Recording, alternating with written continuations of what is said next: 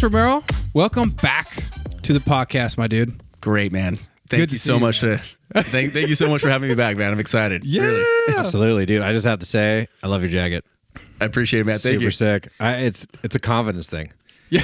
Denim, you know what I mean? It's gangster. Okay. Popular a long time. But like, I just feel like I would like to be able to rock that style, and I don't think I pull it off. Like, you got the hair, mustache. Yeah. Remember Pedro Pascal? Oh, yeah. I do. You know what I mean? You know what? He's the Mandalorian, dude. Yeah, when he came through the door, I was like, dude, Chris, like, you look good. Dude's got mustache. Dude. Your Yeah. hair's long, and then denim jacket. I was thinking Fast Times at Ridgemont High, baby. Oh, man. Right. Yeah. Shoot. Be a lot cooler if you did. Oh, that's wait, that's Dazed and Confused. Yeah. Oh, Yeah. Am I screwing this up? No. It's okay. They're both It was- great high school coming of age So films, sorry. man. Gosh darn it. But that one's great because Matthew McConaughey, man. All right.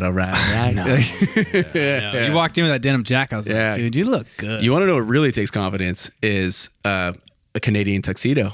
Denim on denim. When you like matching denim, like you rarely catch people who do that. You know, I did that. I want to say like 20. course you did. I know. It was like 2016, and I had denim on denim. And I don't know if you guys know her. She came on a podcast once. It's Zena Hodge. Hi, Zena. And she's like, you can't do denim on denim anymore. I was like, what? Oh, you can. Yeah, you can. Yeah, you can. And I'm doing it right now. Yes, you can. It's happening right now in real time. I know. You're watching it. Well, dude, how do you like the news? You came on. We weren't in the living room. I love we talked about this too, Jordan. The progression. Yeah. Like we're starting in the living room on a plastic table. Then we had the first studio in the room, small, soundproof. Like everyone's like, it looks big on camera. It was the funny part. People think it's huge, and they come like, "Oh, this is it." Yeah, It's tiny. Yeah. And then it was kind of like, all right, we got a new year, kind of rebranding. We got the new opener song. Beautiful song, by the way. Yeah, Love super it. rad, right? And then we're thinking we need more room and just space where it's just up and alone. So we moved it, and we're in this big room now, and it's just really cool. So I'm glad you're coming back on. You kind of experience it, you know? I love the new studio, man. Yeah. Spacious and dude, there's so much. It's more flexible. You could do a lot more with the area too. Oh man. yeah. And even later on, tweaking with the lighting. It's more flexible in this room. And you know who helped us out with it? I can guess who, but I want to hear you say his name. My man, Stephen Clark. Thank you so much. He's also our sound editor on here. He is an unsung hero that nobody sees. He's probably he's another solid person. I'm so glad Beautiful he's man, a part of this in our lives. He's a listener, man. He's so cool, and he's not. You could tell him anything. He's not phased. No. He's so cool, dude. I Great love that guy. man. I mean, gosh, I think I've known him for coming up on 20 years now. So, Oh, dude. yeah, dude, we've been friends for a long time. Yeah, we've gone through hell and back together. Yeah, dude. Oh yeah, He's rad. He's brother for life. man. I told him, I was like, hey, dude, as far as this goes, you're coming. Like, there's no way I'm leaving you behind, bro. Yeah. You're coming. Don't worry. Yeah, he's the guy. He's the kind of friend you want. To be with. Super you. trustworthy, and when he helped me kind of, in a way, lay out the studio and how we're gonna do it, he's so cool because he also does it like with a budget. He doesn't try to. He knows what's good. That's not the cheapest, like middle of the road. He just laid it all out great. Here's what you should do. Yeah, you know, because otherwise, a lot of times people will. Oh, I'm gonna get what Joe Rogan has, right? Which is like a SM7, it's the SM7B, which is a $400 mic. Yeah, and then you got to get a cloud lifter, which is another like $60, and then you got to have like the actual like the audio interface that can actually handle the gain. So it's very it's insane, and people don't realize like how much it actually takes. Joe Rogan has a staff, dude. Probably like 20, 30 people. He has like a 50,000 square foot complex. Yeah. That has like a gym and a sauna and all this stuff in the studio. Yeah. And he has like a staff that's there making it happen. we're gonna be there. We'll be. I can't wait. By all means, We'll get there one day. I want to make sure this is very clear. I'm not saying that's wrong. I think that's awesome. Yeah. Oh, it's rad. You know what I mean? Like, Yeah. oh, God. That'd be so sick. Well, okay. Now, were you talking about his mic stand? Have you seen his new mic stands? The ones that come from like the center and then like they're right under. Dude, they're like $400. Yeah, they're super expensive. I've looked them up. Yeah, Sam. I was like, sorry guys, we're doing the table old school ones. Yeah, it's crazy. So yeah, Steve he'll give you the knowledge in order to obtain those things that you need, in order to have quality audio, but also at a price that's reasonable and have enduring, long lasting equipment. Yeah, dude. So thank you, Steve. Yeah, Steve. Yeah, I'll just say, Steve, gosh, we love you, man. and you still need to come on the podcast. It's been 3 years. Yeah. I was We're just gonna still waiting say, on you, bro. Right? I think it's time. Yeah. Well, It's so cool. You guys been I doing was this like, it's been 3 years. I think just about, actually. just about 3 years. It'll be Yeah. 3 years in August, right? It's February, right? Yeah. Should be 3 years in August. Yeah, I was like, I know. What year is it? Dude, speaking of that, time flies, man. Right? It's just super quick, especially now, kids and whatnot. It's your life, your priorities are just completely different. And Days go quick. yeah, Let's put yeah. it that way, for sure. Next thing you know, it's like 3 months from when I thought of it last time, and I'm like, oh my God, it's been 3 months. Yeah, yeah. Okay. Well, and I think this thing with Steve too is because he has his new little Yeah. baby, and A that's- little- he's learned. They're. Cool. Yeah. I love seeing new young parents. They're trying to figure it out, So we get coffee every so often. Yeah. We sit there and talk about, hey, and he loves being a dad, but sometimes it's just like, man, it's crazy. you know? Yeah. I'm like, yeah, you made it, Yeah. bro. One of my favorite things with parents is usually with their first kid, when their first kid gets sick and you just see them like so much anxiety, so much scrambling. And I when I see it, I'm like, dude, look at, like, I understand. Like, I don't understand personally, but like I've seen enough of it where it's like I'm with you through it, man. It's okay to feel what you're feeling, right? And I'll be Yeah. with you through it. Like, it's because it's hard for parents to see their kids get sick for the first time, and they can't communicate, so you have no idea what's going on. So yeah, when little Mary was sick, it was I would hang out with Steve. I'm like, hey, I call him, like, you guys, how's she doing now? How's she feel? And so yeah. I could weigh in on this one. I was for going to sure. say, Jordan knows. Yeah. Go for it, Jordan. Yeah, so you're absolutely correct. That's a fact. And definitely from the first to the second is like everything with the first one is like super, like, you're kind of in a perpetual state of angst, so it's like, like, I'm happy, but I'm also freaking out, and then when they're sick, because you're thinking the worst, and it's just like anybody else. If you have something going on that you're unfamiliar with, even as something as simple as like a cough, you could look up online, you're like, my 1-year-old's been coughing for 3 days. Yeah. And it's like, take him to the hospital now. And you're like, why was that all in caps? You know what I mean? Like, you're freaking everyone out that's reading this, when the reality is that, you take them in and they do the same thing. They go, oh yeah, if they're sick for like 2 weeks, then maybe you should come back. Yeah. And you're like, 2 weeks? I would think I'm dying, Yeah. But then now you go to the second one, it's transitional change of like, not that you don't care, but that you have a little bit of like, well, it doesn't seem as bad as this, right? And so then you kind of live in that. But if you do get something that now is like, oh, I haven't experienced it, you kind of resort back to the same way you acted with the first one because it's new. Basically anything that's not new, it's kind of like, yeah. So I imagine like families that have like 4 or 5, 6 kids, that like 4, 5, 6 one, like, you're on your own. Dude, that last kid is like, oh, he'll be fine. It's like, no, he's got like 104 fever. Like, he's like, he'll get through it. But we got 3 other ones that were fine now, You know what? Myself and Sam too over there, we're the youngest in our families. Is that true, Sam too? Do you feel that growing up? Very true. Yeah. It's like you're kind of on your own and your parents are like, they'll figure it out. I got away with murder, dude. Oh, man. I remember because you're the third, right? Like, well, okay, so the fourth, right? My mom, my sisters, same mom, different dad. Okay. So they're full black. I'm half. So it was my 2 sisters and then my 2 brothers. Yeah, because I knew. And then it was Joel me. and Joel and Luke. Yeah, and then it was funny because I'm really tight with my sister Teresa. She's awesome, dude.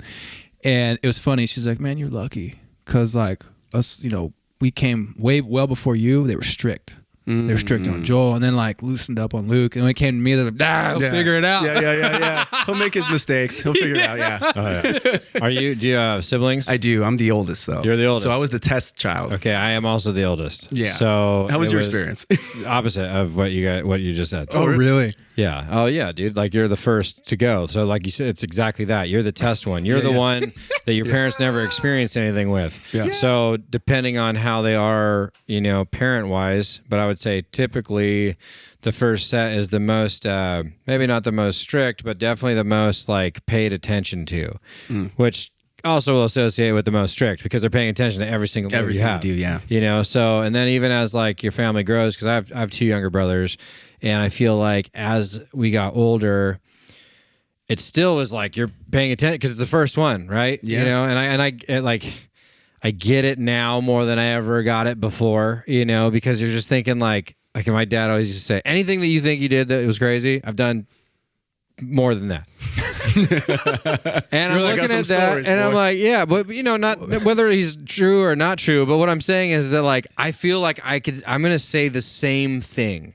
You know what I mean? Like when that conversation comes or that time period comes, it's like, look, whatever bullshit you think you can get away with, like I know what you're gonna do. I know because either I've probably tried it or gotten away with it, whatever, you know? Yeah. And I laugh about that all the time because I think like, I used to think, you don't know what you're talking about. Yeah. You know? Well, yeah. Obviously, yeah. As teenagers, especially, like, oh, you don't relate to me. You don't understand what I'm going through. Yeah. And my parents are only, I think she's only like 19 years older than me. So it wasn't even like that far removed. Oh, right? dude. Yeah, your mom was 19? Yeah. Same with my mom was 19, see? my dad was 20. So yeah, they definitely know what you're doing. Yeah, they were like as close as you can get, and like they're kids raising a kid. Yeah, you know what I mean? Oh yeah, hell yeah. So it's like now looking back in hindsight, you know, thinking like, fuck, that is kind of crazy because like they're not that much older than you. You know what I mean? Or at least, you know, like I would say typically they're 30 plus years older than their kids, and you know, there's like a wisdom component to it. You know, whereas like I feel like they're like, I just got done being a kid. Yeah. So I'm on to you. You know? Right. Yeah. Anyway. It's interesting because I remember my dad saying that to me. Why they were so big on us kind of going to church and putting us in private school. He's like, you know, I didn't become a Christian until I was 34 years old. And so they were super strict. And, you know, I've lived that life. You know, I was wild. So same thing. And you think you're wild, like I was worse. And I'm like, we don't. And I think I'm like, damn, bro. So you were wild. You know? Yeah. Having known a little bit about your father, though, I wonder what his perception of wild is. Ooh, those are different days, man. Well, right? You know what I mean? Way And different like, days. Because your dad was older, right? How old was he when you were born? He had me at 44. Yeah. Yeah, he was. It was way. I was an accident. Yeah. Totally. Like Luke came. listen. Well, Your parents I don't love believe. you. Okay. I was like, hey. We can touch each other now. Yeah. Well, the thing with my folks is all three of us were accidents, technically. They just couldn't. I don't know. I guess they never heard of condoms or birth control of any sort. Yeah. Yeah, because they became Christians when I was 3. And so two of us were already born. My last sister was, my mom was pregnant with my last sister when they were getting marriage counseling, and like, oh, we're pregnant. Like, wait, what's going on? Like, just get married. Like, just, you know, which honestly at this point, I mean, you have 3 kids. That's kind of, you probably should. I mean, 1 is kind of like, I don't know, man. A lot of time, I mean, I don't know if you've seen this with, usually when, you know, people get pregnant, they feel forced to get married, which actually oftentimes isn't always the right choice. So, but my parents did. So that's kind of how it worked out. But anyways, I got you, bro. Yeah. Yeah. 3 kids, though. I mean, like, it just makes sense. That's crazy. Tax-wise. You know what I mean? Yeah. Like, they're doing themselves a disjustice by not being married. I'm not saying that it shouldn't be about finances, but it is a caveat. I am thankful for my siblings, by the way. I say that jokingly. Yeah. Are they? You have 2 sisters, right? I do. Yeah. Are they still in California? None of them are. My family's gone, dude. That's my right. mom and dad. So Christina, the middle child, her and her husband with at the time it was one niece, one nephew. They had another boy out there. They moved to, I think 2019. They moved out to Idaho, and then my parents moved out there with the goal of traveling because they bought an RV and whatnot, and they were going to go traveling and whatnot. Yeah, dude. But then they ended up buying a home out there, so they're kind of stuck there for a while now. Are they in like Meridian or Star, one of those, like the hot spots? So they're about 30 minutes from Boise, but they decided to move to. My parents are in Nampa, my sister's in Cuna, and then my little sister, she moved out to Salt Lake City, Utah. Like She was in Salt Lake? Yeah, Wow. went out there. Yeah, Okay.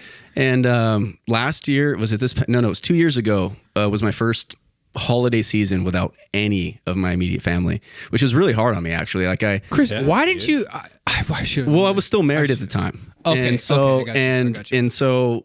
yeah, dude, it was a pretty rough season of life. I want you to know, like, you're here and you're be with me, be with my family. We got you, dude. Yeah, I Come appreciate hang it. out, man. Yeah, Seriously. I mean, I'm single now, man. So I got a lot of free time.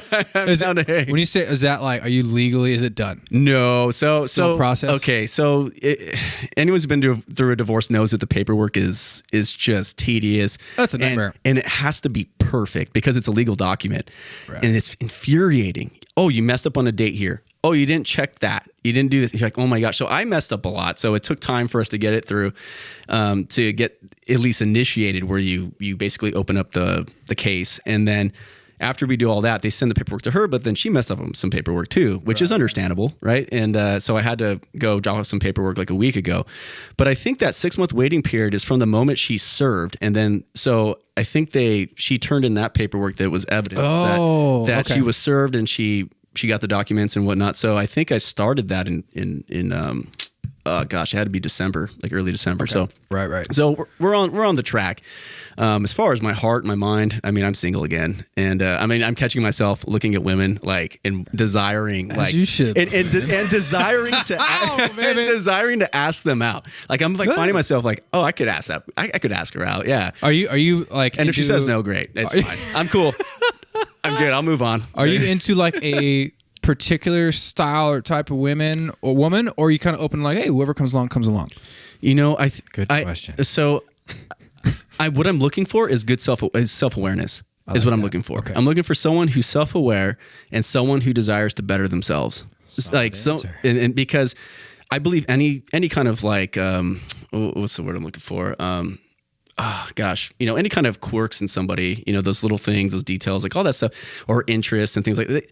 I mean, if someone's a good, you're having a good time with someone, you guys connect, you guys are able to get vulnerable with each other, develop intimacy with each other.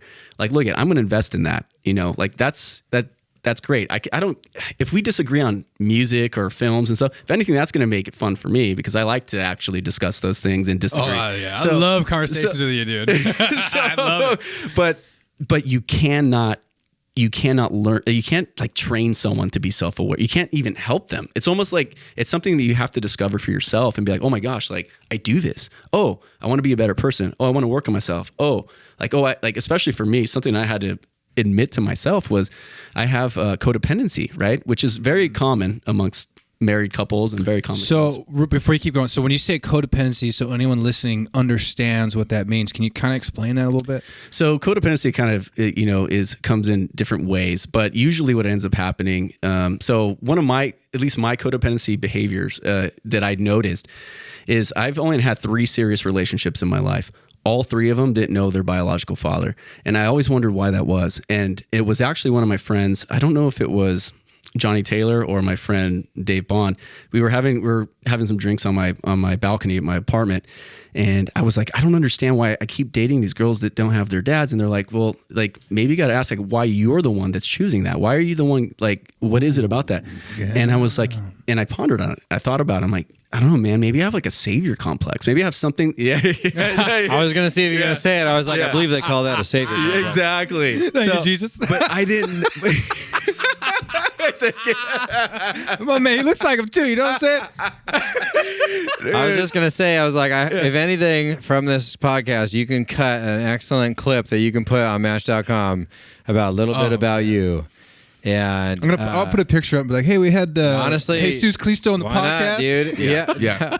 Dude, no, that's a really interesting point. And I think like when you're in search of that, or when you go to, when you're trying to find somebody or open to finding somebody, the self-awareness thing is huge, right? And I think like you said something that I thought was really interesting is that you can't push that on anybody. You can't get someone to become that. That's something that I think is fully on their own, whether it's from experiences or just time or whatever. I mean, it's probably from experiences, but you know what I mean? Like once you achieve that, I think it makes things easier within your own life. You know what I mean? So anyway, when you said that, I was like, well, that's pretty good. Dude. Yeah. It's like, you didn't write that down. That sounded scripted, that whole piece that you just threw in there. It was nice. So that's one aspect. There's also the tendency to, because when you leave your home, right, your parent, your mom and your dad, there's a tendency that we place those expectations, like unknown, like underlying, I would say latent, hidden expectations. You don't know their expectations until you're married or until you're in a really serious relationship. And, you begin to kind of create each other's like surrogate parents, like where you start kind of treating your wife or your girlfriend, your partner or whatnot as your mom, and you don't realize you're doing it, right? Or even like some women will treat you like kind of like their father. They'll expect those kinds of same tendencies too. So there's different like ways in which it's expressed. It's going to look different based on personality, character, and kind of, childhood and things like that. But for me, I had to start for myself. That was a major one for me, was that. And was the savior complex, and like why I'm selecting these specific women. Yeah. Do you think that there's a little bit behind that as far as maybe your interest level isn't as much early off, right? Do you think it's because there's like some sort of backstory to the life other than like, oh yeah, I lived a pretty normal life, a family, everyone did, you know what I mean? Yeah. But it's that one-off that stood out maybe that makes you think like, oh yeah, like this is interesting to you. You know what I mean? Or I'm just saying I think it's that I want to be needed. But that's not healthy. So like there's a therapist, his name's John Kim. He's also the angry therapist. You can find him on pretty much any social media platform. And one of the things that he says, the angry therapist is such a great. So he's done a lot of blogging, a lot of writing. He's written a few books. And he wrote one. Anyways, man, I lost my train of thought. I totally lost my thought. No, man. you're good to have me last podcast. Yeah. It's all good. Yeah. No, the angry therapist. Yes. But I forgot where I was going with that, dude. I totally lost something that he wrote about when talking about codependency and things like that. Like wanting to be needed. Yes. So, amen, dude. Thank you. Attaboy, Jordan. So basically, he says that what determines a healthy relationship is actually not needing the other person, but desiring and wanting the other person. Ooh, I like that. And because of that, you can both have you have your independence. You also have your own pursuit of your own dreams, but you can't imagine doing life without each other. So you commit to each other because you want to, not because you need to. And that was a really powerful statement that he made. I was like, oh my gosh, like I can't believe that. I'm like, dude, but it's natural within us to want people to depend on us, to need us. And, I couldn't even imagine I know your kids are babies, but even as they get older, I mean, there's going to become a time where they're not going to need you, like same with my folks. Whoa. No. It's early. I mean, you're right though. I mean, need you financially. Don't get me wrong. But, financially for food and for. Yeah, I know you're right. No. But you're absolutely right because that. I'm sorry. No, keep going. No. I know. I'm sorry. No, it's funny. That was actually funny. That was really funny. Jordan's like, wait. No. I want them to want me. Yeah, I was like, they're always dude. My parents. Yeah. Come on, man. Like, no. But my folks. I still, there's those moments where they come and they help me still. My parents still help me, man. I mean, they see things and they're like, look at you, especially when my ex-wife left me and I was in my house alone and my parents came to visit me and they're like, this is terrible, son. You got to get out of here like today. And it was just my ex-wife was like I would say like a slight hoarder. So things were pretty rough in the home and my folks were like, you got to get out of here. That had to be hard for you, dude. What's that? That's got to be hard for you. Oh yeah, dude. That's difficult. Yeah, really. It was really difficult, yeah. but they actually did, they helped me financially, right? They're like, hey, son, we're going to help you get out of here. And I'm like, okay. So the thing is, I don't always need my parents, but believe me, they're there when I need them. They're there when I'm low and I'm not going to ask for, sometimes I don't ask for help. And that's something that even I need to work on, right? Because maybe there's a lot of ego and pride in there too. So, sure. But anyways, yeah. So it's not that I don't know. I guess because I'm in a season of my life where I'm actually standing up on my own for my first time. And I never quote unquote adulted, right? I didn't leave my house till I was 32. I'm a genuine millennial, by the way. And I've embraced that. And so I left at 32, got married, and then 5 years later, getting divorced. And then now they helped me, like my parents helped me move out. I'm like, okay, because you got to remember, I was severely depressed. I was on medication. I was in therapy. I was going through a really hard time. It's hard, dude. Yeah. I know. I feel you, dude. It's hard, bro. And the hardest part of all that, it's so hard to explain to people, but it's something that's not physical and it's all here. And the mind is so powerful and you can go to such a dark place in hard times. But you bring up something really, I think that's very powerful when it comes to parents and love and how they're there for you. Because last year was a very hard year for me. And I went through some hard stuff, dude. And even when I went through divorce years ago, that was hard. But gosh, my parents, dude, that undying love that they have for your children where they see you suffering and hurting. I remember them coming over and like, you got to change. Something's got to change and we got to do something for you, man, because you're in a bad spot. Yeah. You're in a bad spot, you know? And I look at that now and I think about that because last night my mom's dog that's 19 years old, his name's Tigger, got out. You know, now he's missing. And I spent a lot of today going to shelters, calling around, and my mom is just devastated. Dad's hurting. And it's unique, right? They got that dog, Tigger, right after Luke passed away in his car accident. So that dog was very special to them. Like, it really helped them heal. Sure. Yeah. So you could see where it gets intertwined, and she's just an emotional wreck, which should be understood. It's hard, man. And I hope none of us have to go through what it's like to lose a child. That is just has to be some of the worst feeling ever. And I remember coming home this morning, I came home from work and I went straight over there and just seeing her hurt and cry. And I remember just hugging her. I said, hey, here's what I'm going to do, Mom. I'm going to go to these places today. I'm going to talk with these people. We're going to figure it out. And just holding her and thinking, it was a hard time for her, but how special this time is that her son, me, I can come and now I can give that love to her. And in looking back on my life and how many times my parents have stepped up to just help me with unconditional love. Yeah. Good, bad, indifferent, whatever it may be. They're just like, we don't care. We want you to be okay. Yeah. I think it's so special. And I'm sure you're feeling it now with your kids. You know, and it's going to be hard when they get older one day and they're going to make their mistakes, go through hard times, first heartbreak, whatever. Oh, yeah. You know, and I just think, like you said, how your parents stepped up with you. And gosh, I think it's too as we get older. My dad's 81. That's crazy, man. He's still serving? Yeah, he's still going. Rad, dude. My mom's 71. And you start to feel and see the humanity in life because you see it in your parents. I see it in their face. They age and old and how they're moving and you know, they have their own health issues and man, you're just like, whoa, it's crazy. And how it reverses where now I'm feeling that unconditional love. Like, let me help you. Let me do what I can do for you. Like, cause I want to help you guys, you know, it's such a life.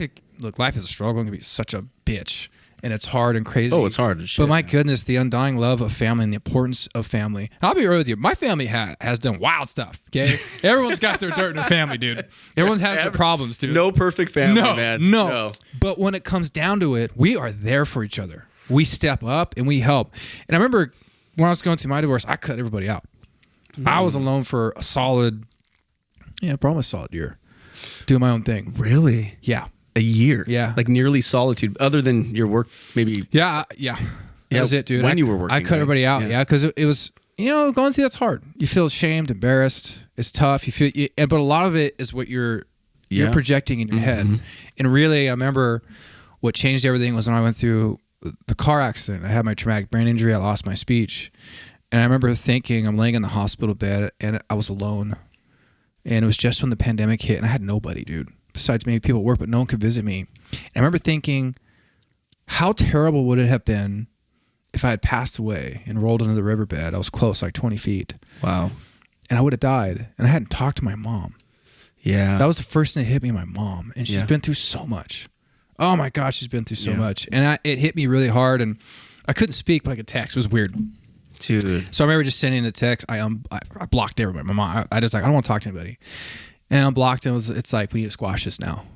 And in a way, it made things even like 10 times better, dude. All of us got so much closer and deeper. Yeah, how hard was that on your folks? I mean, considering hard. It's like it's a car accident, dude. It's something. Oh yeah, it's my brother passed away from a car accident. It would literally be triggering in the psychological sense of like transporting them back to those moments of when your brother, you know, and that had to have like a dual effect, man. Like, oh yeah, it was wild, dude. It was wild. Yeah. And it, for me to wrap, like kind of bring this what you're talking about with like, I love when I hear how parents are still there for their adult children because there's no playbook on life, dude. There's not. No. I mean, there's no rules. It's straight biblical, dude. It's like you will have this. You're gonna have struggles. This life, you're gonna have hard times in this life. Yep. You know, it's gonna be hard, but there's still hope. Yeah. You know, and I see that with my family and my parents and the things they've been through, you know, and how they've pulled through those dark times together. Because their marriage wasn't perfect. They got their own dirt and stuff. They're crazy, dude. Remarried. Yeah. But they pulled together. And in the most difficult of times when they lose a child and a son, everyone, we all came in. And all that to say now, it's like, it's so different we're getting older. And now our parents are aging. It's almost like the roles are just starting to shift where it's like, I need to be here to take care of you guys. Yeah. I want to help you guys, And so being there with them, this morning and holding my mom and going the extra mile for 3 hours, walking up and down streets and going around parks. And I went to the VA. It's like I can't remember what it's called, but it's a veterinary hospital over here. And they gave me numbers to call and talking to neighbors and stuff. And I remember Dad's like, he's like, Tim, I really appreciate how much you're doing for us. Like you're going like the extra mile. And I felt good. Yeah. I'm like, dude, this is the least I could do for you guys. Yeah, you're doing so much. That was such a shithead.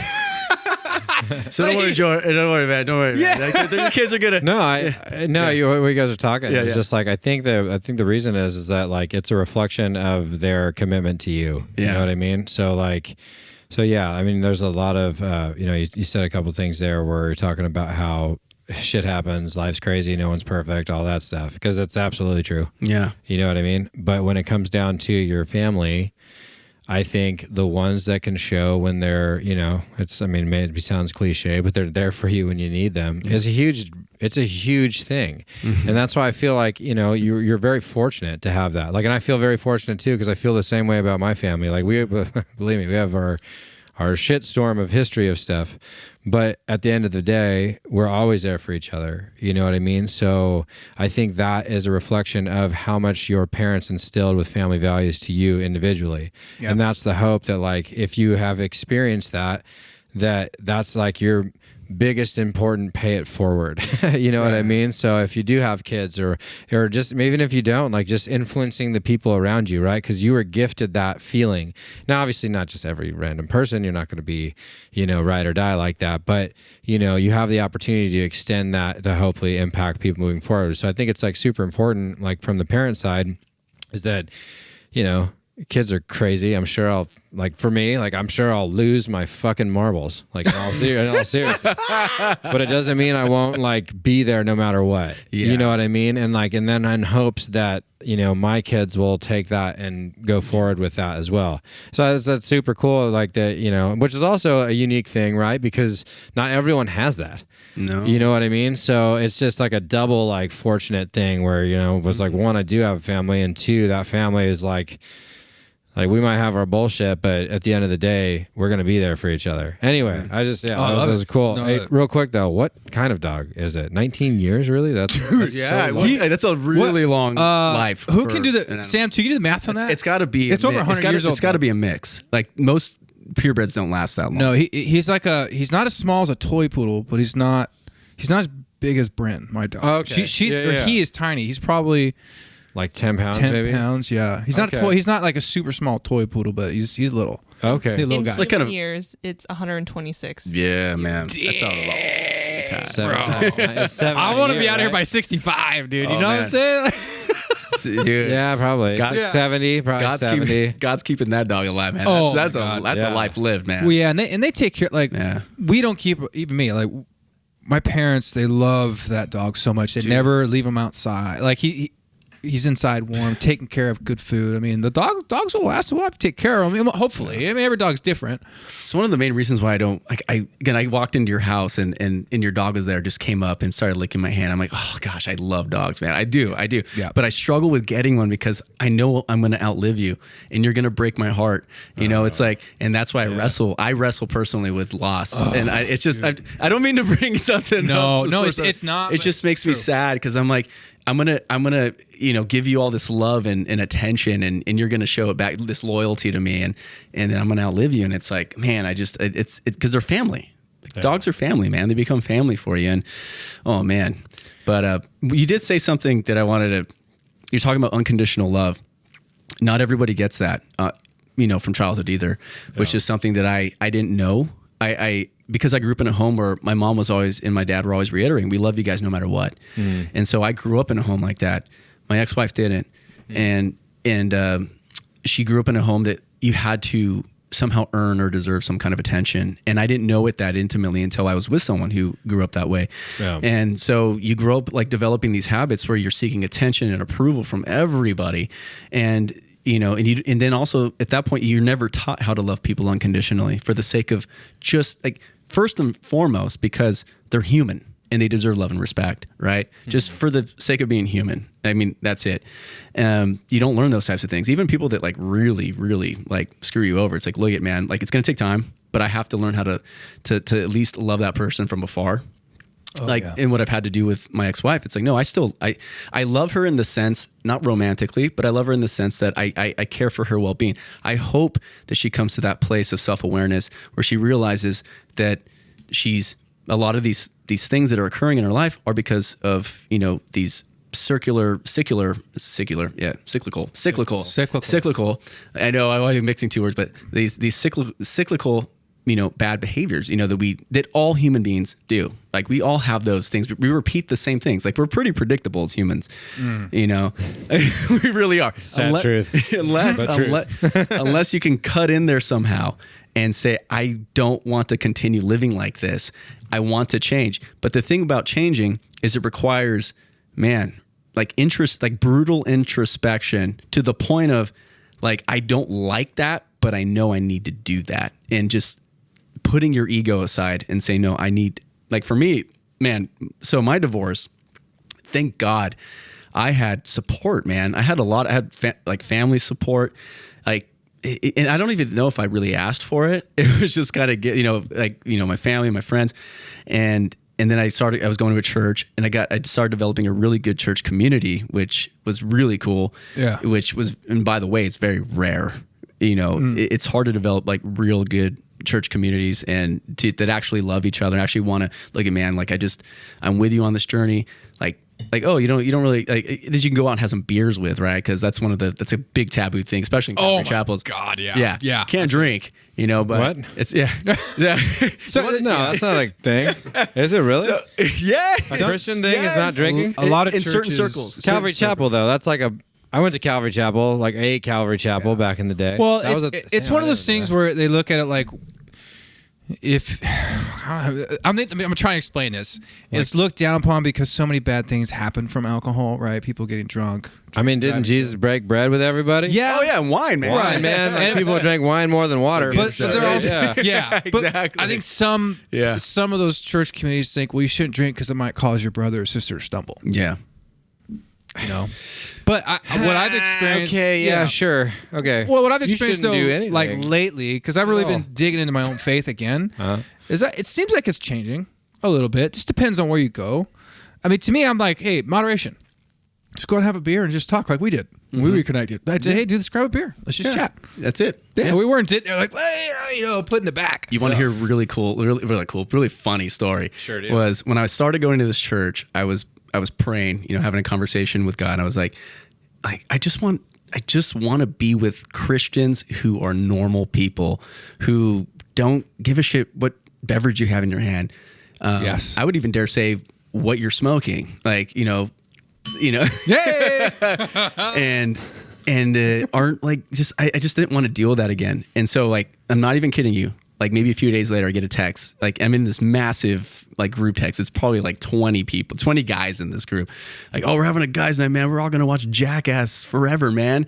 And so, dude, we all got together. I'm not gonna mention the church name because I don't want to put the pastor on blast, but he was there, and so it was awesome, dude. As well, he should. Yes. Yeah. And we just sat around for 2 hours watching a bunch of midlife guys, middle-aged guys whipping their dicks out doing crazy stuff, and I was like, this is an answer to prayer, dude. Like this is it. And we got beers afterwards, and I'm like, this is it, man. Like this is the real group. people, real people. That real was people it. who aren't so putting God that does answer saint prayers. Yeah, dude, that's awesome. What a neat topic. Because that's such an interesting standpoint as far as social, understandable norms, from the religious standpoint, and what the typical religious person, regardless of I guess not. I shouldn't say regardless, but in this case, Christianity, that you would be deemed less than because you're hey, Jordan likes to have a ton of beers when we hang out. Does that make him less of a Christian man? And there's a group of people that think that. Absolutely. You know what I mean? And that will judge you for that. And you're just thinking wow, that's crazy. There's so many worse things in the world. I know. Oh yeah. That seem to be tied to your religion. I our religion. Yeah. But you know what I mean? Where it's just like, but that's the hanger, right? You know? And it's like, it's one thing if you're like, oh, hey, don't give them any beers because they're just sloppy drunk and they're aggressive or they're mean or they say a bunch of messed up things. Right. That's a different category. Yeah. Not a social drinker. Yeah, it was like, hey, beating people up. Like, I just typically enjoy more of whatever we're doing. That's basically Jesus turned water into wine. Yeah. Fact. That's a fact. And, he seemed to be pretty accountable. So, you know what I mean? I'd say both things can exist in the same realm. Absolutely, man. But that's that was cool. A perfect time for me. Now, for you, here's a really cool thing, which I'm so glad that you decided to come on the podcast, and we're talking about this right now, which I love because I've really been digging into my own faith again, which has changed a lot for me, just mentally and internally, and it's been really good. It has, and you have a podcast. I do. And what's that called? I have two. Oh, that's right. Yeah. But you really go into faith. I do. I love it. I've been listening to it. Okay. So first I'll talk about, I'll bring up Cynics and Saints, right? So that's with I co-host with my buddy Luke, and we're both co-workers as well. And that one's specific to a Christian podcast. So we kind of, dig into cultural topics and kind of the Christian approach to it, which, by the way, him and I disagree a lot. Like we come from I would probably be considered more a progressive or liberal Christian. That's just kind of like, and I've worked my way there theologically. It's not like some frivolous, I'm just going to do this because it's cool, it's hip, and it's more inclusive. Like, no, I worked my way there, like through scripture. I love that you say that because there's some people, you can't be a believer and be a liberal. I'm like, and I said this before, I remember made my parents so mad. I was like, well, who are you going to vote for? I'm like, it doesn't matter who I vote for. I said, I'm like 50-50. Half of me is Democrat, half of me is Republican. I believe in some things on both sides. Dude, you would have thought I just dropped a nuclear bomb at my parents' house. You better check your heart. Get your right. Get your mind right with God, buddy. Yeah, I was like, I was feeling like it's beating just fine. Yeah. Well, I think I'm doing good. I love that you say that though. I really do because I shouldn't. I don't. Yeah, you know what I'm saying, dude. It just shouldn't matter. It shouldn't. It shouldn't matter. It should not matter. So so we do we bump heads like that, even like kind of you and your folks. But we enjoy doing it because him and I we love each other. We're good friends and we're good coworkers, and we've been vulnerable and open with each other, and we've developed a really cool relationship. And I'm actually going to watch the Super Bowl with them. I think next weekend, right? That's next weekend. Super Bowl? Yes. Yeah. Cynics and Saints, you can find it at cynicsandsaints.com. You can find them on Spotify, Apple, and all that stuff. And is it just spelled that way? Cynics and Saints, yeah. Is it the word and, or is it the? So you can search it through the word and, yes. It'll be Cynics and Saints. Yeah. Oh, it's not like ours. Sometimes where Tom Brady pops up when you put our podcast in. What? You should talk about that real quick. See you in court, Tom. We called Giselle. Just saying. Oh man, she said she likes us better. So that's the We're podcast. nicer, I guess. So did he start that, or he's joining that? Hold on, real quick before we venture into an interesting realm. The Let's Go podcast was created, or at least not. They could have created this 20 years ago, but I doubt it. But you know what I mean? There was no, to my knowledge, no copyright of that name moving forward. So we looked it up. We looked it up. And then when we filed as a legal business under Let's Go Podcast Incorporated. Okay. Right. It wasn't probably a year after that his show started, which was, it used to be Let's Go Podcast with Tom Brady. Oh.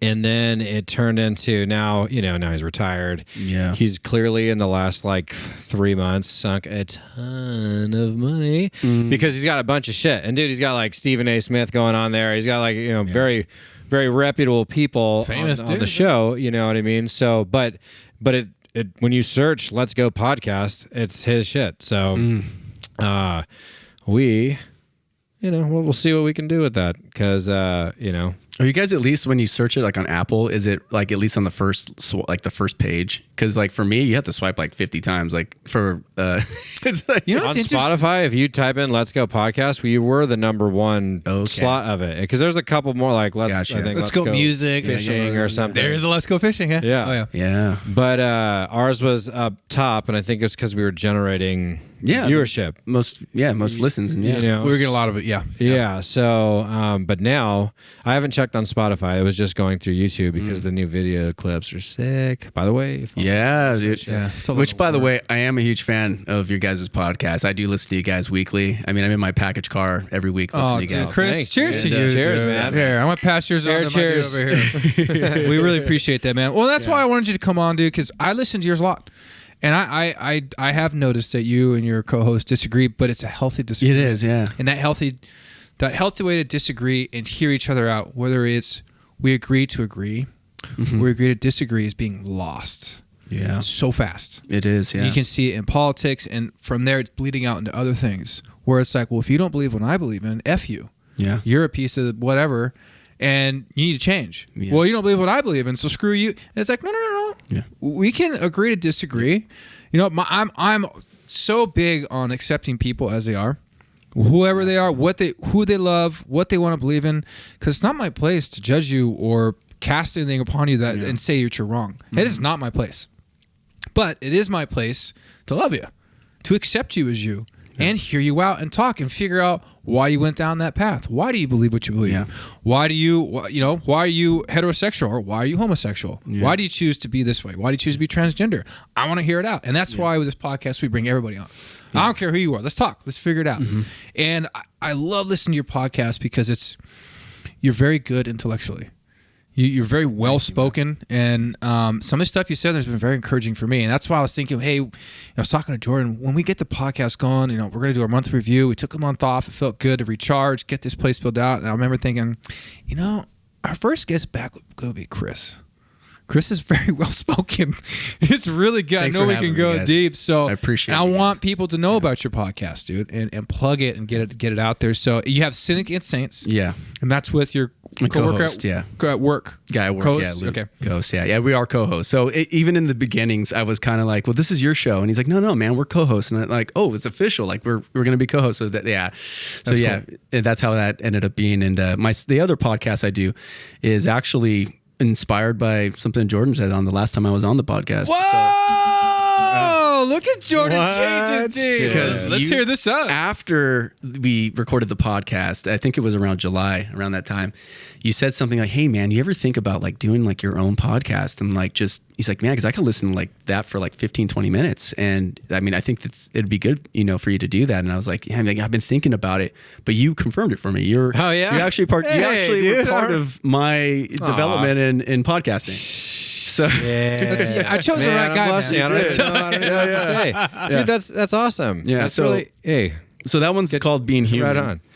And there's a lot of reasons why I named it that. I mean, you could take like even like a biblical perspective, Imago Dei, right? And Jesus, who's the human one and being made in his image. The reality is like we're being more conformed like Jesus. But what does that mean? It means that like in Christ, like we're actually becoming more human in the sense of what we were meant to be, which is to be a reflection of the divine, right? That reflects God's love and wisdom into the world and brings that shalom, that peace into the world. We were meant to be that. We were supposed to do that, but obviously through our own ignorance, through our own failings, through our own believing in lies, we have lost our way. So for me, it's a journey on how to become a better human being. And that's why I started that podcast. My buddy Luke, he's like, man, it's kind of like you're doing like a Marcus Aurelius like meditations, but like through podcasting. And I'm like, well, yeah, that's a really cool. And I was like, you're comparing to Marcus Aurelius. I mean, the king philosopher. I'm like, Right. that's a big deal. That's huge. That's pretty cool. And but I don't let it get to my ego. I'm just like, I appreciate that perspective. And so he's been at least encouraging in that too. And what I also like to do as well, I've been kind of playing around with it, is occasionally I'll release a more theological podcast. And I always forewarn people at the beginning, I'm like, look, if Christianity is not your jam, totally fine. You can listen or not. It's okay. It's like I won't take offense, but I do bring up more subjects that are probably would be considered more controversial amongst the church, especially. And so I've talked about, like, I've had Johnny Taylor on.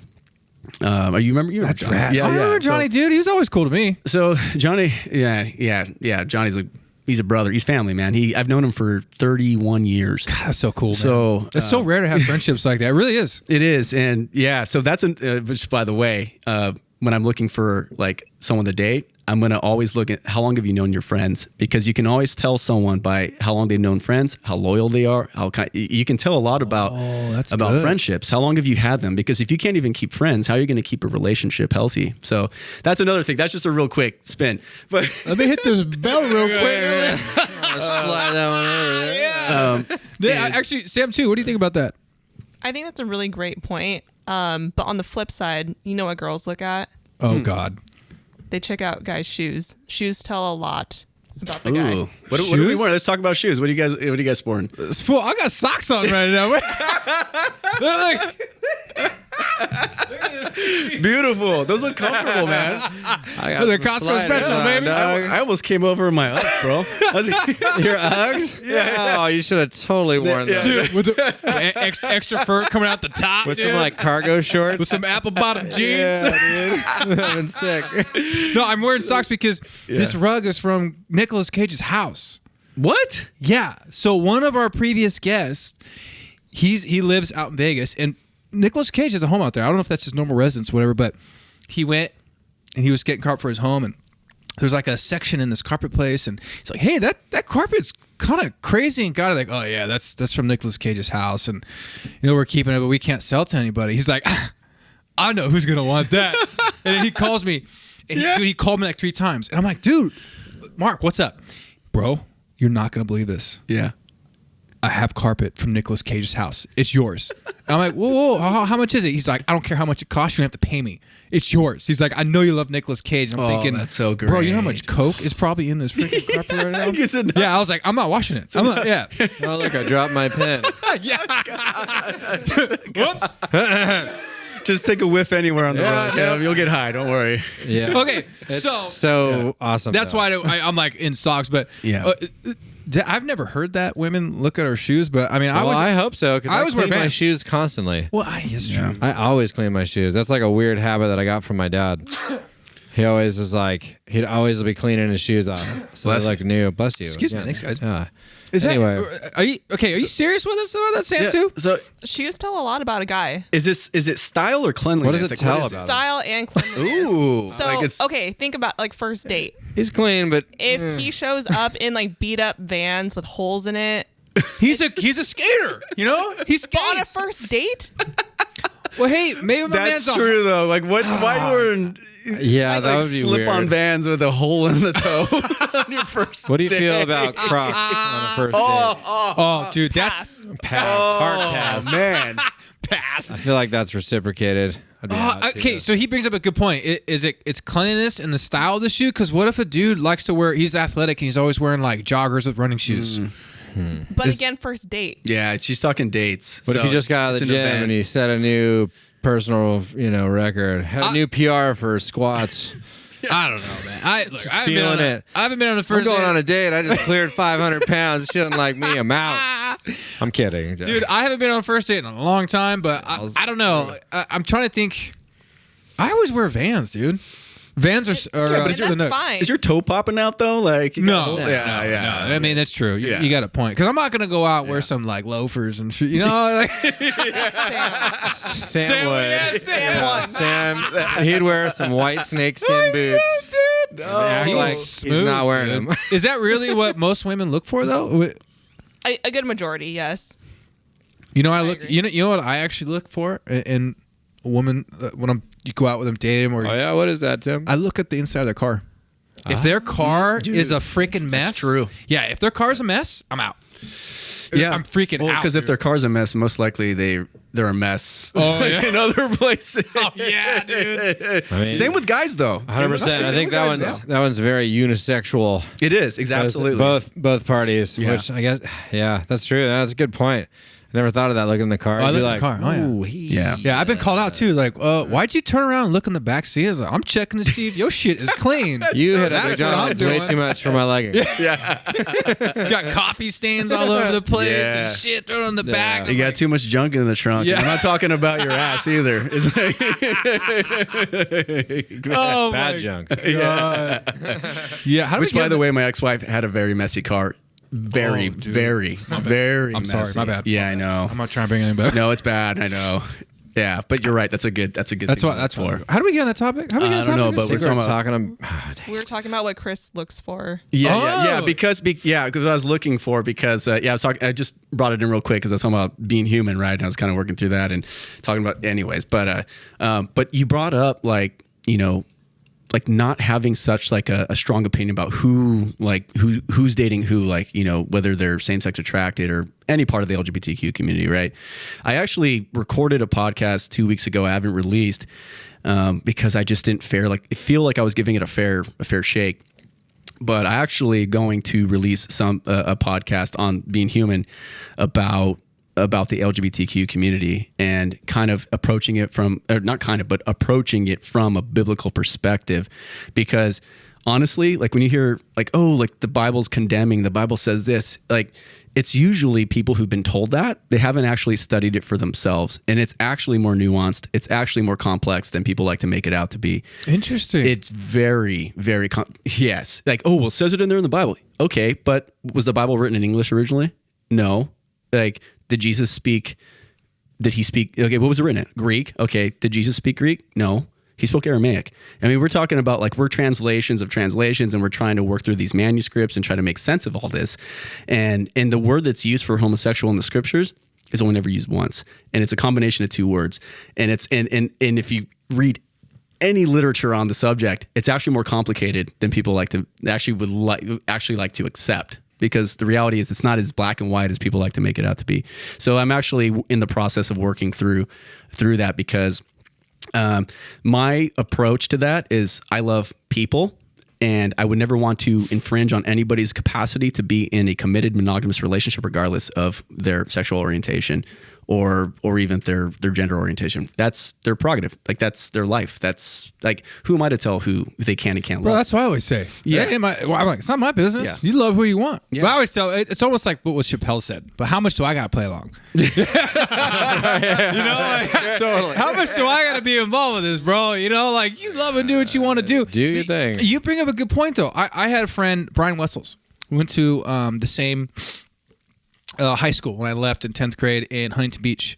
And I brought him on the podcast early on. And we talked. And I heard it. Yeah. yeah, and I remember him talking after and how thankful he was that I brought him on and just heard him out. Yeah. Didn't judge him or anything, and how he has dealt with so much from Christian people. Christians just There's a lot of being hate. terrible to A him. lot of rejection. Yeah, and I always kind of scratch my head like, aren't we supposed to be about love Absolutely. and forgiveness? And I say this because I've struggled with my own faith with what I was how we were taught and things, and they said, well, you don't even touch and look at a homosexual. They're gonna fucking want you. You're like, what are you talking about, dude? Like, yeah, you're kind of like, no, this is stupid, dude. Yeah. But what I try to do for my own life is straight up grace, love, forgiveness. Done. That's how I want to live. Is grace, love, and forgiveness. Meet people where they're at. Absolutely. Yep. And I look at the Gospels and how Christ lived on the earth. He wasn't that way. No. Bro, he accepted everyone and met them where they're at. Yeah, exactly. That's all he did. Mm-hmm. And that's that love that changes people's hearts. That moves them in a different path. It can do path. nothing but change your heart. Right. And I'm thinking, that's when as an adult, I start thinking, I don't agree with this. That's when you start questioning. You're like, I think we should accept people who they are. I don't care who you love. No. Go for it, man. But again, how much do I got to play along? Exactly. How much do you want me involved here? So I have two stories associated with this that, like, I don't know, I'm trying to feel them out, like how I can interject these. But going back to what you said, right? Jesus accepts you for who you are. Yeah. Period. Right? Loves you no matter what. Mm-hmm. Fantastic. That's awesome. Now, my question is that when Jesus first saw the person, that initial reaction, do you think the initial reaction of just seeing, like, if it was like, he goes, we could use the, like, gay stuff, right? Whatever. If you're, I was like, I'm trying to meld a way to talk about this so it doesn't make it look one-sided, or like, because I don't care at all. I'm happy for everybody who's happy. There you go. But if you are not used to that, if that's not something that you've grown up around, right? So, like, let's say, here's where my first story is. Went to a little dance place, not too long ago. I was out with my wife, a couple friends, having a good time. Had a couple drinks. It was great. There was a couple or two gentlemen that were making out aggressively, like really aggressively. Like they're going to start banging right there, like 5 feet away.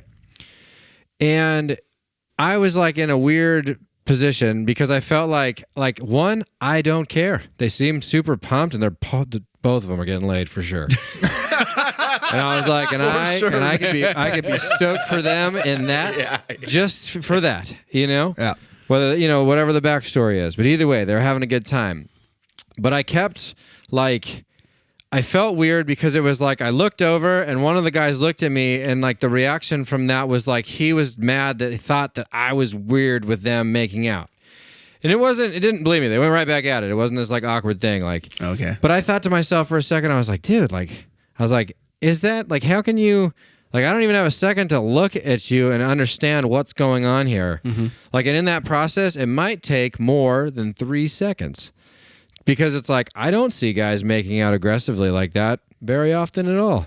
So when I do see that, it's like, whoa, that's weird. Not weird, and I shouldn't say weird. I'd be like, whoa, that's a very aggressive style in public in a very close proximity, right? And then I started thinking, like, so when these kind of conversations come up where it's like, oh, you shouldn't judge people. And I'm like, dude, it has nothing to do with judgment. It has to do with like a shock factor to me of something I am not used to witnessing ahead. So going back to the question, is that yes, Jesus loves, forgives everything to everybody, which is fantastic. But do you think Jesus' initial reaction when you see something fucking crazy, not crazy like just something that you're not used to, do you think that he was like, whoa, hey? Yeah. Well, okay, I got to get to know you guys because like I don't want to judge you. Here's my thought on this, and I think Chris is probably going to be way more well put together with his words than I'm saying this. But from what I understand and what I've read and known even now is Jesus came to earth and was fully human. Mm-hmm. He fully experienced everything we experience. He knows what it feels like to be happy, joy. He loved going to weddings. There's stories of it in the Bible. He also knows loss. He knows the heartbreak and pain. Mm-hmm. He can identify with everything that we are going through. And I think that initially, if he were to see that, maybe he did. I don't know, but to know that he was fully human, he's experienced all of our emotions, all those things. Yeah. Maybe he didn't show it on his face. Well, because what I'm getting at with that is that if that's not a normal exposure to something that you see day to day, your reaction of looking at that, and again, when I say aggressively making out, I'm talking fish hooking each other and all this kind of shit. Like, it wasn't like two people that were just having a good date and there's a little smooch here. Well, here's a question for you. I'm talking these... Yeah. 30 seconds out. Here's a question for you. Serious smacking. What if it was a heterosexual... Jesus, bro. I'm being honest with you. They were very aggressive. Well, hear me out. Where were their hands, though? Were they... All over. Here's a question for you, though. Here's my thought. If I were to see that, whether it was a man and a woman, a man and a man, or a woman and a woman, absolutely. I would probably have the same reaction. Like, damn, guys, like, go to your apartment. Exactly. Go I guess I haven't said that part of it yet, but it was exactly that. Like, because I've seen that. Whatever grouping of people that are doing that is a shock value to whoever's in the close proximity because it's abnormal, regardless of the sexuality and the connections that are there. Right. But I felt like he probably thought I was disgusted with him because he's gay, not because he or they or whatever are just with somebody else experiencing this crazy intimate relationship. But I'm like, I don't care who you are, you know. But and that's where the second part of this was that the other day I was in a store and there was a transsexual female. So it was like, I'm assuming originally male and transitioned or wears all the stuff. Put together nicely, all that stuff. But it was like I didn't realize it was a transsexual person until like I got up a little bit closer and I felt like I had an awkward interaction, you know, a little bit of like, we had contact and I was like, oh my God, she probably thinks that I'm judging her, you know, when clearly I'm just like, well, you're 6'3", Yeah. and your back is jacked, you know what I mean? But you got a nice summer dress on. So I was like, because I didn't see the front at first, and I was like, look at this person is like in really great shape. And they probably can dunk, you know, which is rad. Right? And it's not like you're trying to be a jerk. It's At just all. no. And I could see how that could hurt. Like the person might get offended or hurt, but it's like we're human, dude. Like I wasn't expecting that, and I want you to really answer talk about him. But real quick, this has happened to me. It happened to me recently in Seal Beach. I went to the store and I was getting some. I got done surfing. I stopped in. It was like, I think it was like a Rite Aid or something. And I went in and I dropped something, but it was next to this female. And I was like, I was like, sorry, ma'am. Like I dropped that real quick. And she goes, it's all right. My initial reaction, I went, whoa. Yeah. It's a deep voice. Yeah. It's deeper than mine. Yeah. And it was same thing, right? It was a person transitioning or whatever, transaction, whatever you want to call it. And then, what do you mean? Whoa. And I was like, I'm sorry. No. And I apologize. I just dropped this. Yeah. You know, I'm like, right? I'm sorry. I just wasn't expecting to hear that voice. Yeah. And you try to explain yourself, then it just gets worse. Yeah. Because there's nothing you could say. The assumption is already made by their part that they don't like me because of what I'm doing or who I feel that I am. And I feel like that's the hardest thing. Right. Because it's like right now, specifically in the time frame that we're in, everything is so conditioned to... It's instantly you hate me. Yes. And you're like, no, I didn't even see this woman's face. Totally. I was like, it was. You were dress. like, I was bending over. I got a pedicure, like nice toes set up here. She did actually. She did, dude. Totally. And I was And like, then you go, whoa! You're like, hey, geez, I wasn't expecting that. So I remember feeling bad. I tried to. I'm like, look, I'm sorry. I just dropped this here. I just walked away. Yeah. It's just gonna make it worse. You know? Like, I'm not hating on you. It was just Totally. I wasn't expecting it. I never saw. I didn't look up. You know. Yeah. And those are the things that it's like, what's the next step, right? And like, because there was something earlier too. They were talking. Dang it, I forgot what we were saying. Man, that would have been great. Oh, I want to see what Chris has to say about. Okay, yeah. Maybe I'll think of. So, what's the question? Like kind of. Well, there was like, it really wasn't a specific question. It was more of a statement. But I guess the question would be, how moving forward Was Jesus shocked if he saw The two orig- movement, right? Right, but what you talked about with him being like, or even by you commenting saying like he's lived like a life, he's experienced all these experiences to meld why the wisdom, the experience, everything from Jesus was important moving forward, right? So what he's saying, you take that with there's experience behind it, right? Yeah. So again, maybe experiencing like he's been in a lot of awkward situations, you know, and the overall meaning, goal, inspiration is to forgive and love and be an advocate for people and all the good stuff. Yeah. But I'm asking like in those beginning, like was I know, you know, because he's a man, right? Or was born a man or lived a human life, or I don't want to mess all this up, but whatever. But in those learning experiences of building the wisdom, right? When he is down at the club and they were passing around wine and, you know, listening to some sweet music of the time and saw two people getting after it that he wasn't used to seeing in person, was his first reaction like, whoa, oh, that's cool. You know, like, or that's good for you. Or, you know what I mean? Or was it just immediately like, yeah. So what's tough about that is Jesus never brings up the topic, right? So it's never mentioned in any of the four gospels, whether the synoptics or the book of John, right? There's nothing about that. And within Israel and Judaism, that they lived according to the law, which prohibited that, right? And so that subject never really came up with Jesus at all. And the only time you ever really see Jesus amazed or shocked or kind of like surprised by anything, it was usually people's faith. It was things like, you know, that woman who came to him, like touched his garment, who had been bleeding, had a discharge, you know, for, my gosh, 12 years, right? Just suffering, and touched it. And he's amazed, you know, the centurion whose daughter, or I think it was his daughter, their daughter who was ill. One of their children was ill. And basically was like, oh, you don't even have, because he was a Gentile, right? He wasn't Jewish. And he was asking Jesus for help. And Jesus is like, you know, well, hey, where's that at? Where they at? And he's like, no, just, like, I'm a centurion. I'm in the Roman military. You can just say it, make the command, and I know what's going to happen. He's like, and looks at all the Jewish circle and basically says, there's in all of Israel, there's no faith like this. Like amazed, like he's like amazed at that. Other things were, just that the hardness of the heart, the hardest hearts of the religious leaders of the time, right? There's different sects within Judaism, whether Pharisaism, Sadducees, and the Essenes and the Zealots. So just as divided as the church is today, right? There's just different groups and whatnot. Right. And but he was always, just amazed at the lack of faith, right? Just the unwillingness to acknowledge the signs and the miracles and to acknowledge his words and the things he was saying. So I think Jesus definitely experienced like shock and just kind of like, what? Like, I'm absolutely sure. And if you guys have seen The Chosen, I think that's a very cool place to kind of connect with a more human version. Amazing.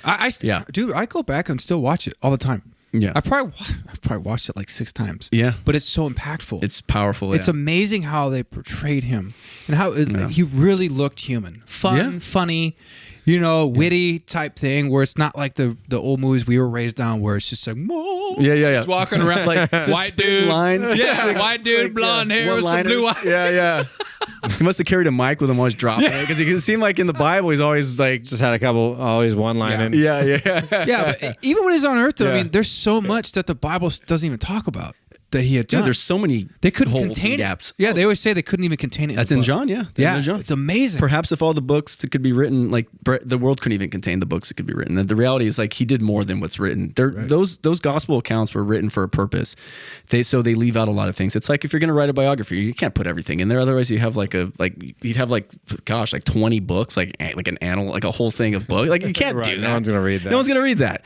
So those were written with purpose. But yeah, Jesus never brought up the subject of anything with the LGBTQ. And by the way, the words that we use to communicate those lives, like those sexual orientations or gender orientation, but like that, those are new. That's new language, right? There was nothing in the Old Testament that would even, or the Old or the New, anything in Scripture that's going to talk about that specifically in the same context that we live in. That's why I always tell people, like, look at the world that Jesus lived in is not the world we live in today. Like literally it's the same planet, but as far as the culture, we don't live in, I mean, this is debatable, but in reality, we don't live in a Roman occupied world, man. Like it was way different back then. And you're talking about like, you have tyrants, people who are oppressing you, like governments who are not for you. It was just a different world. And so a lot of times like people approach Scripture, like, looking for application and it's like, I mean, you kind of have to like, you're really interpreting it pretty strongly because I think what Scripture was really meant to be was to demonstrate, at least show us and give us an insight into the divine and explain God, at least help us on that journey. And you said something interesting. There's a lot of things that aren't said. There's a lot of holes in there. And that's true because if there wasn't, we wouldn't be living by faith. It wouldn't be faith. It would just be a rule book. Very good. It would just be like, just do this and this, and it's going to appease the gods, right? We're gonna do all right. Great point. That was a very good deep point. Yeah, that was that was really good. That's awesome, dude. I remember that. It's like sink in there. Yeah, it's one of those things, man. As we get older in our age, you get more life under your belt and experience. And I think it's unique for us too. Probably you, because with your job, you probably see a lot of different types of people as well. Oh yeah. And even with us, we're always helping others, and we're going into homes of people. You see people like raw as they are, and we have to deal with people all types of life, and you start to really get a different outlook on life. And it's one of those things where for me, it actually has helped me kind of open my mind and accept people more for who they are, and how they are. And you try to look at life through their lens a little bit, and you have more empathy. Absolutely. Whereas kind of how we grew up, it's like, well, if this person's gay, don't talk to him. Yeah. You're like, no, that's or you can't. You can come to church, but you can't serve. You can't be participating in the events and the things or the leadership because we don't approve of your life. Yeah. It's like the most un-Jesus thing. Absolutely possible. Yes. You know what I mean? Yeah, I'm like, are we supposed to be accepting of the? Come on. That conversation point, I mean, just as far as the link with like whether it's homosexuality or whatever else within religion, or more specific to Christianity, the tremendous there's a lot of negativity around it, and I'm not saying that I have the right answers, but I do know that the premise of accepting Jesus, and if you're following that religion is that you're not there to judge people. You're there to love everybody. And you're going to, whether it's accepting them in and helping them move forward or creating this kind of, and it sounds super cliche, but a harmonious environment of life, right? By loving people. And you won't accept that, I think is really hypocritical. And, I can go back and forth. That was not that topic specifically, but just that kind of demeanor within religion pushed me away a lot when I was younger, because I think the hypocrisy of a lot of it, I thought we've talked at lengths about influences within the church experiencing, whether it's pastors or people that work for them, that will say one thing and do the complete opposite. You know what I mean? So, but that's just another version of it to me, when you hear about that, where it's like, okay, you have a family, whether whatever the consistency of it, but they want to go to church, and that maybe they wouldn't be accepted into that congregation because they're, gay or trans or whatever. Right. And it's just like, man, even from the other perspective, even if you disagreed with that lifestyle, you're like, I think that that's wrong and that you shouldn't be married, and it says it in the Bible, right? Because that's what you hear all the time. Why don't you look at that as hey, this is my moment to be able to try to see what's going on there. You know what I mean? Not only is that a crazy move, not a crazy move, but a very bold, I keep using the word crazy. I don't mean it in the fact of a crazy person, just an intense moment. Sure, yeah. Right. And it's if a couple or a family took the opportunity to try to go to a church, how gnarly of a move is that? And the first thing they're met with is immediate resistance because of the configuration of the family. It's man, even if I don't agree with homosexuality, I can totally agree with trying to have a foundation moral approach of building relationships and being, whether it's, they have kids or whatever, and building it on the faith and moving forward, and this is your opportunity, or not you specifically, but this is the opportunity as that individual to be okay, hey, this is my chance to be this way. To move forward in the positive direction and get to know these people, right? And it's why doesn't that happen more often? Why doesn't that happen within the church more so? And then you hear that kind of stuff. And then, not that they don't. I'm sure there's hundreds of thousands of accounts of them doing these type of things, but we only hear the negative side of stuff when it comes to because it's more common. It's more common. It's more popular that's the problem. I mean, Logan Paul did a podcast where he was talking about the the LGBTQ being marginalized, and he had he was kind of attacked his co-host a bit, and he apologized for it I think a week later or something like that. But it's just it's interesting. It's interesting. You bring up a perfectly good subject, because most of the church is still in that place, and I just think that there's a lot of reasons why. There's a lot of reasons, and one of the main ones I would argue is that most people aren't really looking into those things for themselves. They just hear the pastor have his position, and they think, well, if he's the pastor, he's the one that's right. I trust his authority, his opinion, his thoughts, his interpretation. So no one really goes and investigates for themselves very much, So what you end up with is a very homogenistic approach, towards your theology, because you're really just consuming at that point. And that's what a lot of mega churches have done.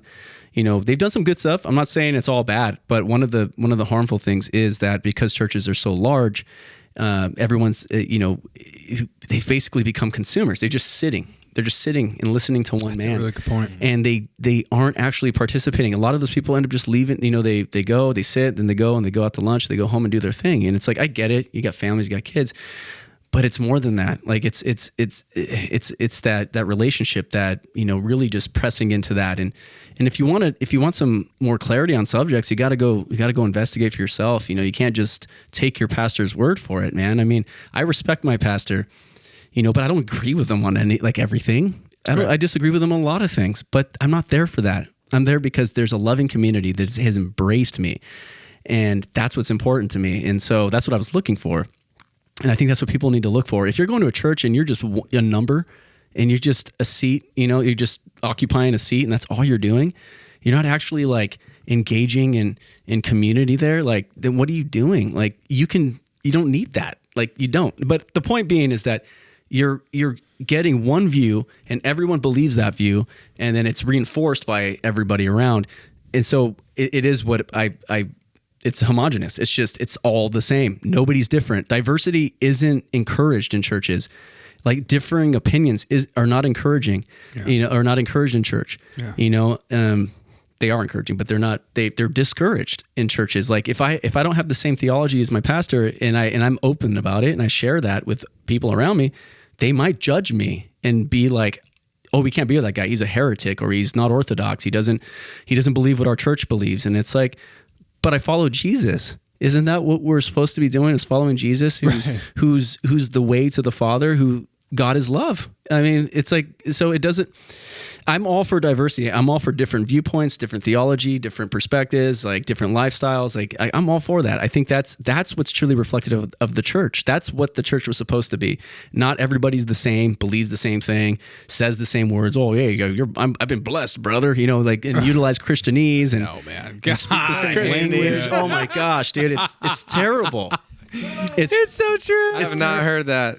I purposefully don't use certain words because I know they're Christianese. I won't use them. I'll pick some other language because I'm not going to speak your language because I'm a human being and I'm creative with my language, and I'm not going to use the same words you're using. You might weird you out. It might be uncomfortable, but that's good because we need more people that are just simply themselves. Like we just need people to be themselves and follow Jesus and be that person.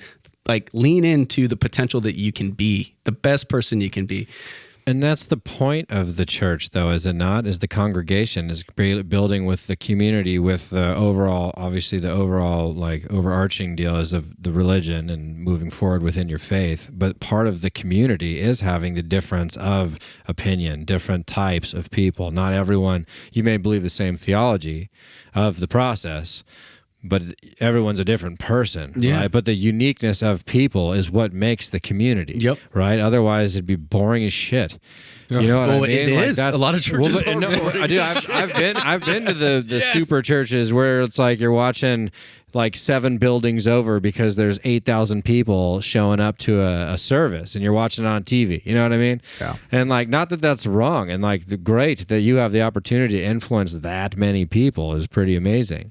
But again, right, in that group, it's like, what are you trying to gain out of this? And like the pros and cons that come with it. And that's what it comes down to. Obviously, there's going to be examples of either or for the big ones, the small ones, and everything in between. But, it's why that's such a unique, like, different type. It's like the religion is the religion, right? The process is the process, but everyone's relationship with that moving forward is different. Yeah. And then it's like what your interpretation of church is. Is church going on Sunday and then catching breakfast and going and grabbing a couple of beers or that? Or is it, like a community that you show up and you're like, hey, I get to go see X, Y, and Z, or maybe meet who knows? And I don't know. Yeah. I guess and then go have beers after with them. The beers part is going to happen. Okay, let's get that out of the way. It's important, It's like loosen up, you know what I mean? We're just at church. I was like, I held a fart in for an hour and a half. Dude, I told somebody. That's not written down anywhere, but I do it because I care about the people around me. Dude, I told somebody. I love them enough not to do that. I told somebody it would be really fun. And it probably sounds crazy because we're going to have to wrap this up, but I was like, dude, we should have a church service and then put like acid dust in the vents. And during worship, just release that. Bro!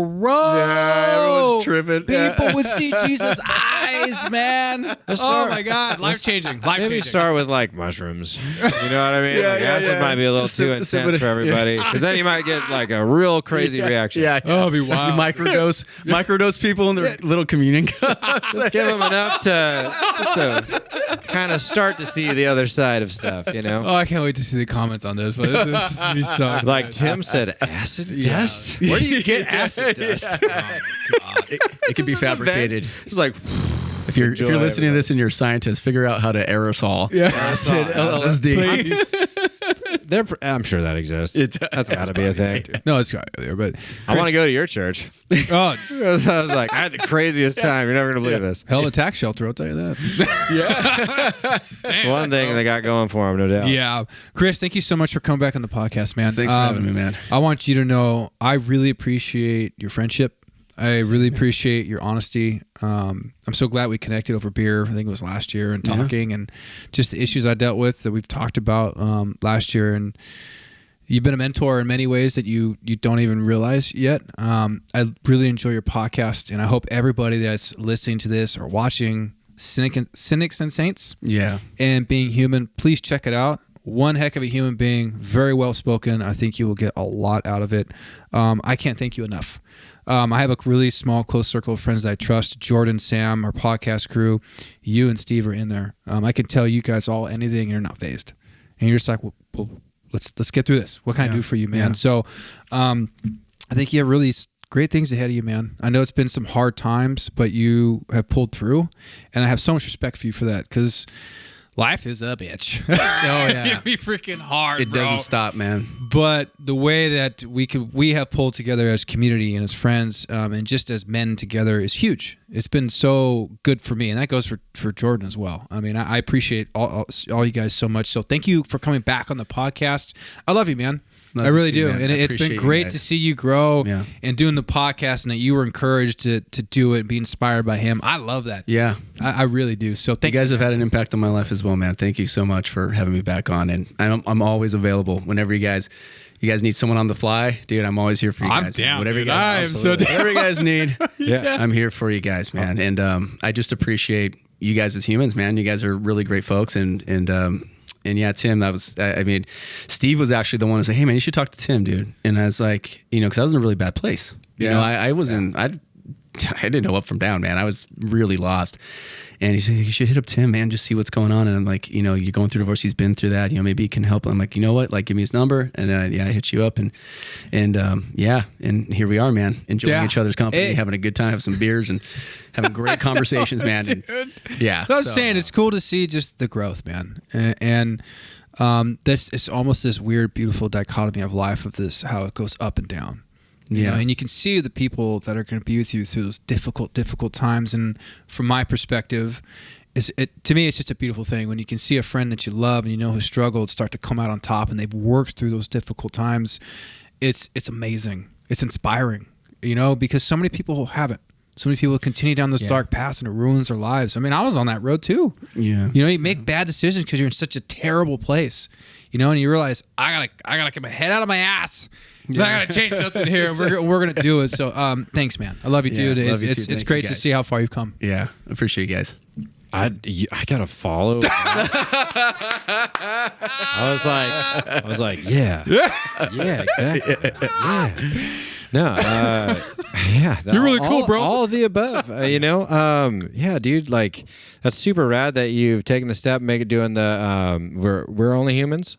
Or being human. Being human. Okay, I haven't listened to any of that yet, but apparently you haven't, buddy. Yeah. No, but I can't wait, dude. No, it was made for you, man. But you're the one that inspired me to do it. I love it. But I meant what I said before to you, and I think that you're a very introspective person anyway, right? And not to mention a good talker. So you have that vibe going, and your voice sounds good. I was like, honestly, because I remember that conversation that we had, and I was like, thank you for saying that. That's really cool. I'm stoked for you to take whatever it is to take that next step moving forward, because we've talked about that a lot, dude. Is that like, look, you don't know until you try it. Yeah. Period. And that's just how things are, you know. So that's a lot. It takes a lot to step out of your comfort zone, especially talking about the material you're talking about, dude. For sure, is a bold move. But I guarantee you that some, hopefully, thousands and thousands of people, right? But either way, I feel like that's something that you do where you feel good stamping it, right? It's like, I did this. Right? And especially after everything that you've experienced, and it's like, look, life is full of love and loss and hardship and great times. And like Tim said, right, it's that ebbs and flows, the ups and downs, it's everything. So it's rad to get, I get to see you again, and I'm pumped for you, and we definitely should come back on, and he's gonna be on like 6-10 more times. We'll definitely have spot fills, dude, and come in, dude. That'd be so rad to get you back on, and we can do topical with them too, because it'd be good. Yeah, I'm just really, really good. Stoked to see you again, and glad to hear where it's going moving forward. And hey, by the way, ladies, Chris Romero, who. But you got to be self-aware. He's fucking out. Yeah. And you better keep your shoes clean and the back of your car clean, baby. I can't. Oh man. Oh, here. There you go. Anyway, it was good seeing you. Gentlemen, Yeah, cheers. good to see you, Cheers. too, man. Chris, I'm Cynics out. and Saints. I'm out. I need a refill. Big, but, I don't know, yeah. big human. Yeah. Let's get a let's go in 3, gentlemen. 1, 2, 3. Let's go. Bye, everybody. Thank you so much for listening in. If you liked what you just listened to, please leave us a 5-star review on Apple Podcasts and on Spotify. Please follow us on YouTube, on Instagram, and on Facebook. And a big shout out to Stephen Clark, our sound editor. He's a huge part of this team that is unseen. It's 89 Barbers, our first sponsor. Look good, feel good, be great. That's 2 locations, Orange, California, and Long Beach, California. Book your appointment online, 89barbers.com. Bye, everybody.